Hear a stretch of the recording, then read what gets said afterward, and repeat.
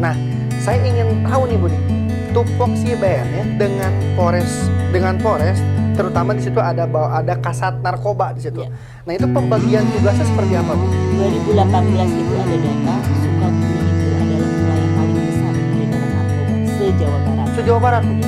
Ya, 2018. Berarti apa kita di atas Bandung berarti? Ya, Di atas Bandung, Bogor dan lain-lain ya. itu. Wih, 2020 ada data lagi Sukabumi 3 besar. 3 besar. Nah, ini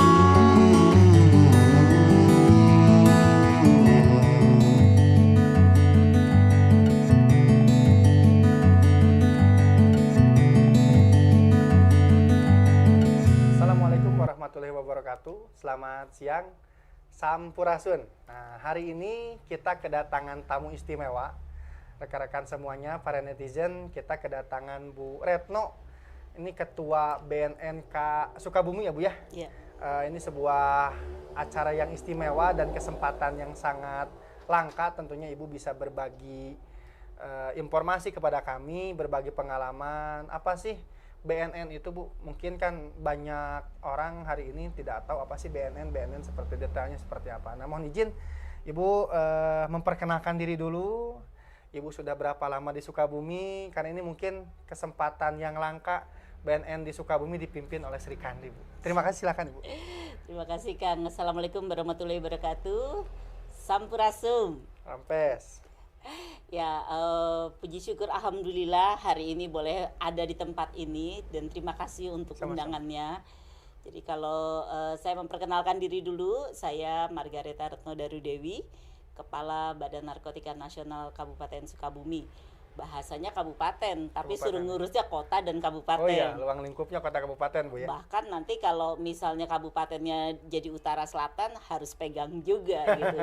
Jadi malam megang 3 wilayah. Nah, tapi ini menjadi sesuatu yang menarik. Saya baru 11 bulan ada di Sukabumi ini.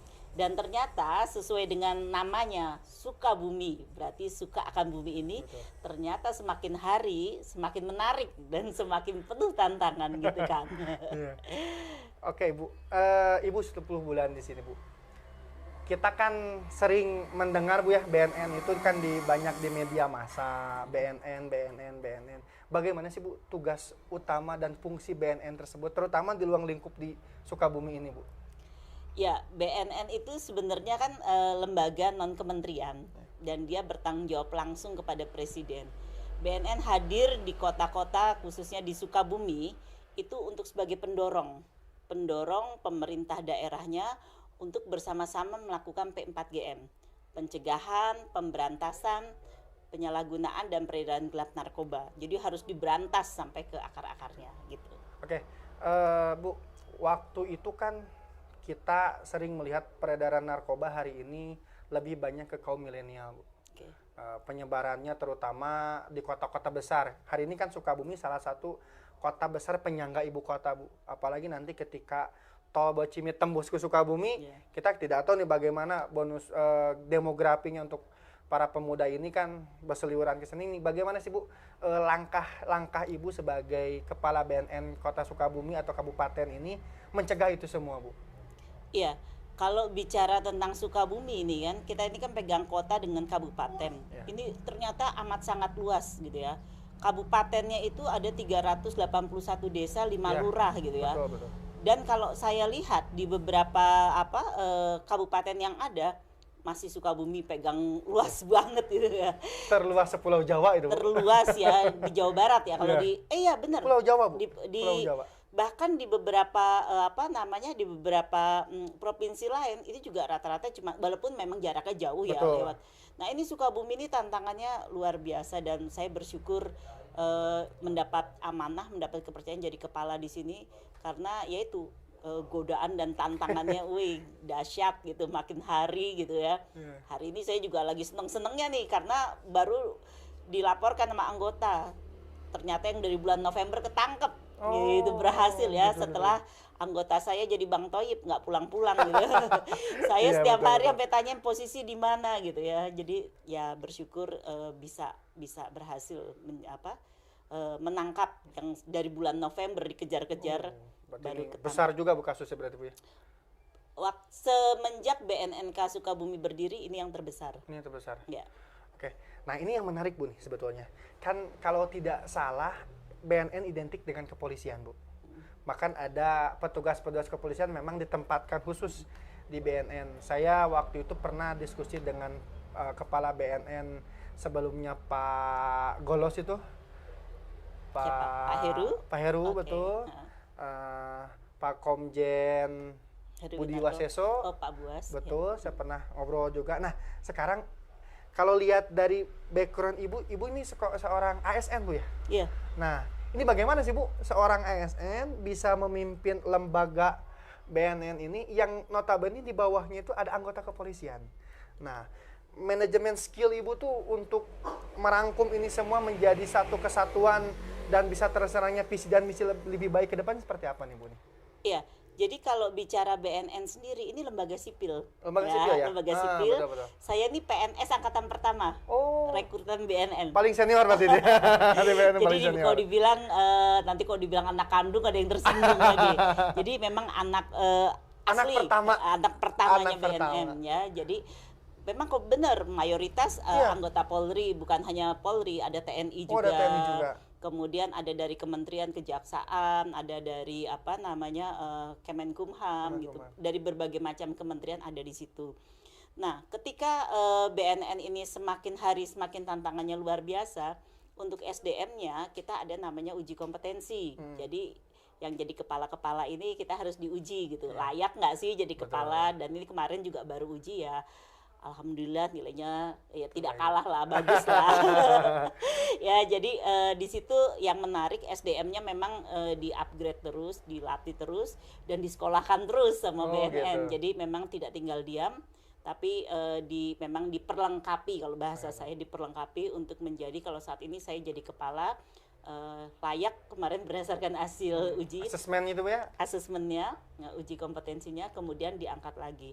Memang kalau dilihat dari sipil dan Polri, memang sipil masih termasuk jarang ya. Betul. Tapi kepala BNN, setiap kepala BNN selalu memberikan kesempatan. Kita memang terbuka gitu. Siapa yang memang layak dan kompeten, silakan gitu. Nah, ini kan saya tadi tuh baca CV Ibu, Bu. Pelan-pelan. Ibu tuh kan dari keperawatan, turun ke psikolog, terus ke administrasi publik, dan sekarang doktor juga, kandidat juga. Nah, ini bagaimana merangkum ini semua menjadi satu dan jadilah seorang kepala BNN yang notabene ini berhubungan dengan kriminal, Bu ya. Kriminal, terus juga dalam tanda kutip kan yang namanya narkoba, cuannya juga banyak, Bu ya. Apakah Ibu bagaimana menempatkan posisi Ibu yang dulunya jauh dari latar belakang ini dan sekarang bisa masuk ke latar belakang lebih dalam lagi gitu, mendalami ini Ibu? Kalau saya coba refleksi diri, saya percaya setiap kita itu punya garis tangan. Ya, kalau saya coba lihat lagi kehidupan saya 15 tahun jadi perawat. Dari tahun 92 senior juga menjadi perawat di Rumah Sakit Sinkarolus. Tahu nggak Sinkarolus? Iya. Ya, aku berpisah di teras Sinkarolus. Ada lagunya itu ya. Sinkarolus itu terkenal dengan suster-suster Belanda. Jadi dari tahun 92 saya tuh sudah ngurusin orang-orang yang kecanduan narkoba, yang HIV tapi karena dari narkoba. 90 tuh lagi booming-boomingnya gitu. Jadi dari tahun 90 udah ngurusin pecandu sampai orang itu kena HIV komplikasi gitu, meninggal akibat penyalahgunaan. Jadi jalannya tuh ternyata seperti itu gitu ya. Habis dari perawat 15 tahun, saya masuk BNN pakai background psikologi. Ternyata ditempatkan juga untuk ngurusin pecandu gitu. Habis ngurusin pecandu, kemudian saya ditarik menjadi struktural, pegang manajemen. Kemudian habis itu ditarik menjadi pengajar. Jadi saya dosennya para PNS gitu ya. Complicated ya Bu ya. Sudah masuk semuanya di situ. Tapi ya benar itu saya bilang namanya garis tangan ternyata diperlengkapi dan ternyata setelah itu pimpinan melihat bahwa dari sisi manajemen mumpuni, akhirnya disuruh pegang wilayah. Sebenarnya kayak diuji coba, bisa nggak sih gitu, jangan hanya cuma teori doang. Iya, gitu. betul. Berarti secara tidak langsung sudah layak Bu untuk memimpin. Tapi kan ini Kabupaten Sukabumi ada 47 kecamatan Bu. Terus kota Sukabumi ada 7 kecamatan. Kabupaten Sukabumi ini kan berbatasan langsung dengan Australia di sebelah utaranya, berbatasan langsung juga dengan Bogor sebagai penyangga ibu kota. Nah, ini Bu, dalam perjalanan Ibu 10 bulan ini, lihat tadi background Ibu perawat, psikolog juga. Apa sih Bu tugas terberat Ibu nih dalam menjalankan tugas sebagai kepala BNN di Sukabumi ini Bu? Kalau ditanya tugas terberatnya, enggak sih ya. Sebenarnya yang pertama kali kita harus punya namanya rasa bela negara. Kalau kita punya bela negara, kita cinta akan bangsa ini, segala sesuatu itu kalau kita enjoy, pasti segala sesuatu pasti mudah. Yeah. Ketika kita bisa merasakan mudah dan bisa merasakan enjoy, pasti hasilnya luar biasa. Kalau melihat dari target yang diberikan oleh pusat kepada Sukabumi, kita itu untuk menciptakan namanya bersinar, bersih daripada narkoba. Desa itu 1 tahun itu cuma 2 apa 3. Tentunya kita nggak puas karena anggaran kan, terbatas anggaran. Betul. Nah, karena kita tahu bahwa negara kita juga tidak mampu dengan keuangan yang ada, maka ini saatnya bergerak dengan mengimplementasikan nilai gotong royong. Kita kroyok rame-rame, ngajak bersinergi dari Polres, ngajak bersinergi dari pemerintahan daerah setempat. Makanya dari situ akhirnya kita sama-sama hadap bupati, hadap wali kota, dapat dukungan penuh, akhirnya kita bergerak. Bahkan kalau saya bilang, saya ajak teman-teman 3 bulan ini kita serempak mengejar 380 kabupaten dulu nih. 381 desa dan 5 kelurahan dari 47 kecamatan. Besok Rabu Sekda sendiri yang akan langsung memberikan dukungan, kita akan berjalan gitu. Jadi menarik. Pokoknya kalau kita enjoy, asik menikmati gitu. Bu ya. Bener gitu. Bu. Nanti kan ini lebih seru nih Bu nih. Tapi kita coba lihat susu dulu Bu nih. Oke. Nah, ini kebetulan Bu, ini UMKM di kita Bu, milenial di Sukabumi, langsung susunya juga dari Sukabumi Bu. Jadi kan sekarang banyak kaum milenial yang coba masuk ke ranah UMKM. Nah, ini mudah-mudahan bisa support kemajuan pemuda kita lewat UMKM Bu. Coba dulu Bu.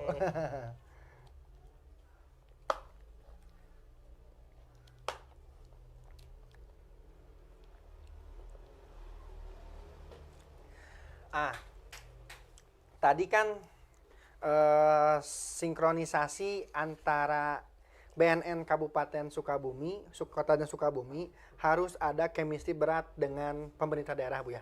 Karena itu kan salah satu leading sektor bagaimana kita bisa menjalankan program dengan baik. Nah, Bu, selanjutnya juga apa sih Bu tantangan yang memang hari ini pemerintah daerah sudah berkontribusi, sudah bersama-sama dengan BNN, Polres, terus juga Pemda Kota juga. Nah, masyarakat di lapangan ini masuk tidak Bu ketika BNN itu hadir di tengah-tengah mereka itu? Tanggapan masyarakat di Sukabumi khususnya seperti apa nih Bu? Karena kan saya baru kasus kemarin kan besar sekali Bu ya, yang di Taman Anggrek itu kan sampai berapa kuintal itu ya, dan nilai uangnya juga sangat fantastis gitu kan. Berarti kan Sukabumi ini salah satu kota yang jadi lirikan oknum-oknum tertentu untuk bisa melegalkan bisnis-bisnisnya itu. Nah, itu peran Ibu seperti apa nih Bu untuk menerapkan itu semua? Baik Kang, sebelum ke sana, 2018 itu ada data Sukabumi itu adalah wilayah paling besar peredaran narkoba se-Jawa Barat. Se-Jawa Barat Bu? Ya, 2018. 2018 kita ya. Di atas Bandung berarti? Iya. Di atas Bandung, Bogor dan lain-lain itu. 2020 ada data lagi Sukabumi 3 besar. 3 besar. Nah, ini menjadi tantangan buat kita. Terus apa aja sih yang harus digerakkan? Marsnya BNN itu narkoba adalah musuh negara, musuh kita semua. Jadi kalau namanya musuh harus dikeroyok rame-rame. Bukan hanya pemerintah dan kepolisian dan penegak hukum, tetapi masyarakat dan swasta. Ini swasta saya belum bergerak nih. Betul. Jadi saat ini target kami adalah pemerintah daerah dulu. Pemerintah daerah yang punya namanya rencana aksi nasional.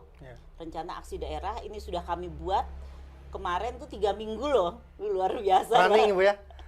3 minggu tanpa non-dipa, non-dipa itu tanpa anggaran, betul. Tapi komitmennya Bupati luar biasa. Nah, ini kemudian saya tantang nih di kota nih. Nah, ketemunya sama Pak Wakil waktu itu. Ya, Pak Wakil saya bilang, Pak, anggaran nomor 2, yang nomor 1 semangat Pak gitu. Kabupaten bisa 3 minggu bekerja gitu.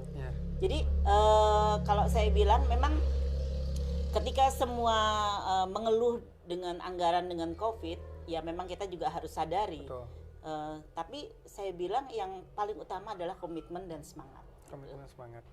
Boleh, Bu. Nah, kan itu kan sudah hari ini kabupaten sudah siap berarti, Bu ya. Sudah jadi. Sudah Ada jadi, tanda tangan sudah bupati. jadi. Tinggal Kota Sukabumi, kita doakan bersama-sama mudah-mudahan Kota Sukabumi lebih bisa maksimal karena lebih Iya. sempit lah luang lingkupnya di Kota Sukabumi. Nah, saya ingin tahu nih, Bu nih, tupoksi BNN dengan Polres terutama di situ ada Kasat Narkoba di situ. Iya. Nah, itu pembagian tugasnya seperti apa, Bu?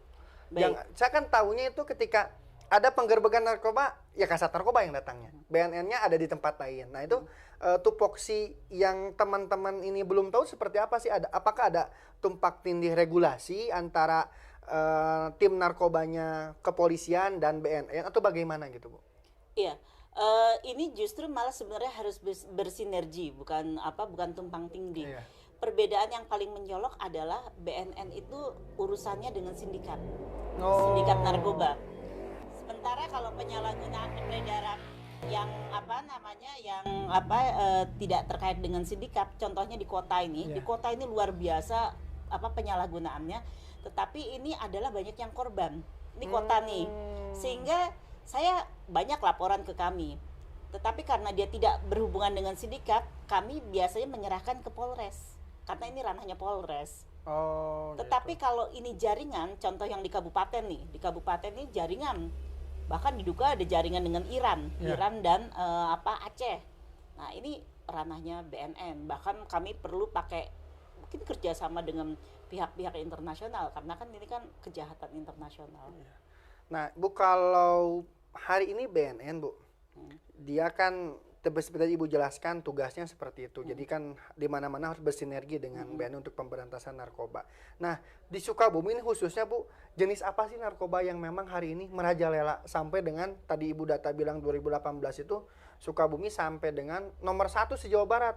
Nah, jenis apa tuh narkoba yang hari ini banyak dikonsumsi oleh orang-orang yang tidak bertanggung jawab di Sukabumi ini gitu, Bu? Kalau ditanya yang paling banyak tetap ganja dan sabu lah. Oh, ganja dan sabu ya. Kita Sukabumi itu nggak main kratom, nggak main Bogor tuh kratom, metilon gitu ya, yang waktu kasus Raffi Ahmad. Nah, itu. Sukabumi nggak main. Tembakau gorila ada sedikit. Putau itu pecandunya masih cukup banyak, tetapi zat yang dipakai itu bukan putau lagi karena nyari putau sekarang udah susah. Iya. Tetapi penyalahgunaan misalnya Subutex segala Iya. macam. Nah, itu disalahgunakan, hanya pemakaiannya mereka lewat jarum suntik. Oh, gitu. lewat jarum suntik. Nah, itu masih ada, hanya zatnya berbeda. Jadi yang paling tinggi itu adalah ganja, baru Sabu. ke sabu. Nah, sekarang kan BNN kabupaten ini, Bu, punya klinik, Bu ya. Nah, itu tugas dan fungsi kliniknya bagaimana, Bu? Apakah konseling bagi para mantan pecandu? Kalau di Sukabumi waktu itu saya pernah tahu ada di puskesmas, Bu. Ada penyidap oda dan mantan pengguna narkoba, setiap minggu itu dia wajib lapor kepada instansi pemerintahan bidang kesehatan untuk bagaimana siklus kedepannya memperbaiki kehidupannya. Nah, kalau di BNN juga sama atau bagaimana, Bu? Jadi kalau klinik ini memang ini klinik kecanduan narkoba. Jadi kalau orang yang memang diduga boleh datang ke situ, nanti kita periksa, nanti kita lihat derajat keparahannya ringan, sedang atau berat. Kalau ringan atau sedang, kita biasanya konseling rawat jalan. Tapi kalau berat, kami rujuk ke rehabilitasi yang ada di Lido, itu gratis. Oh, gratis. Ya. Gratis tuh. Itu ya, dari itu gratis. Gratis. Kemudian itu nanti direhabilitasi di situ.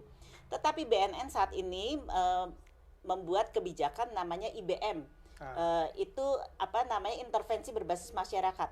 Jadi di desa-desa itu kita persiapkan tenaga-tenaga agen pemulihan untuk mereka menguatkan para orang-orang yang kecanduan narkoba tapi dalam gradasi Rendah. ringan, bahasa ringan, sedang, berat. Tapi, Bu, yang jadi masalah yang kena narkoba datang ke BNN juga takut, panas dingin dia, Bu. Apalagi mau menceritakan saya pakai narkoba satu, dalam tanda kutip, saya ditangkap nih. Nah, ini caranya bagaimana sih, Bu, ke BNN khususnya kepada para penikmat barang haram itu? Saya masih rendah nih, saya pengen berhenti, tapi ketika datang saya takut ditangkap, Bu. Okay. Nah, itu bagaimana tuh regulasinya? Memang biar nanti kita publikasikan, teman-teman yang mau sembuh jangan takut bahwa BNN menjamin ini semua seperti itu, Bu. Mohon izin penjelasan seperti apa, Bu? Jadi kami membuat namanya Desa Bersinar, Bersih Narkoba. Di dalam Desa Bersinar itu selain ada Satgas Narkobanya, itu juga mereka ada menjadi agen Konseling. pemulihan. Agen pemulihan itu mereka yang menjangkau dan mendampingi. Jadi yang masih ringan-ringan diajak konseling. Kita ajarkan tuh agen pemulihan belajar konseling. Kemudian kalau yang berat gimana? Bawa ke klinik BNNK. BNNK nanti di asesmen lagi. Ringan, sedang, berat. Nah, kami juga sudah meminta pada Bupati untuk yang di Ngawang yang kantor BNNK lama itu bisa dijadikan tempat rehabilitasi bagi wilayah Sukabumi. Nanti mana nih terserah Bupati atau Wali Kota yang mau mendukung. Karena rehabilitasi di Sukabumi belum ada di Lido, tapi macet sekali buat kesana, keburu kabur. Iya betul, karena Sukabumi itu identiknya Lido aja Bu, gitu ya. Apalagi kan Lido itu sudah, ternyata Lido tuh untuk umum Bu ya. Untuk umum? Bukan untuk artis Bu ya. Enggak, karena kan ramenya di media, dikit-dikit Lido. Jarang saya yang lihat yang pengguna biasa masuk ke Lido, atau mungkin nggak pernah masuk media massa mungkin Bu ya. Nggak pernah masuk media massa. Banyak Bu ya. 750 pecandu setiap tahun. Dan itu gratis Bu ya. Gratis tanggung negara. Sebenarnya kalau dibilang gratis saya kurang setuju ya, karena anggaran BNN itu untuk pecandu 1 bulan tuh 5 juta. Itu kalau ditanya uangnya dari mana, itu uang negara. Uang negara tuh uang siapa sih? Uang kita juga. Jadi sebenarnya bukan gratis, uang negara. Makanya kemarin pas rapat dengar pendapat DPR dengan BNN tuh minta anggaran BNN dinaikkan agar lebih bisa maksimal pelayanan dan pencegahan narkoba di Republik Indonesia, khususnya di Kota Sukabumi. Terakhir Bu, statement untuk teman-teman terutama generasi milenial nih, karena yang sering terpengaruh lebih cepat tuh kan generasi milenial ini, terutama di masa pandemi seperti ini. Bagaimana sih kiat-kiat kita untuk tetap perang bersama narkoba dan jauhi narkoba untuk keluarga kita, Bu? Iya, pesannya adalah narkoba itu musuh negara. Kalau sudah tahu musuh negara, ya jangan coba-coba. Kalau coba-coba berarti pengkhianat bangsa. Dan untuk kaum milenial, pakailah namanya bela negara untuk mengisi masa muda kita. Karena masa muda itu masa yang luar biasa. Ini untuk bangsa dan negara, bagimu negeri. Mantap, keren. Terima kasih Bu atas waktunya. Terima kasih. Tapi hasil diskusi kita, saya punya quote Bu kepada teman-teman milenial ini, jangan bertahan di zona nyaman, karena bertahan di zona nyaman belum tentu aman. Tapi bertahanlah di zona aman, karena ketika aman sudah pasti nyaman. Terima kasih. Billahi taufiq wal hidayah. Wassalamualaikum warahmatullahi wabarakatuh. Waalaikumsalam.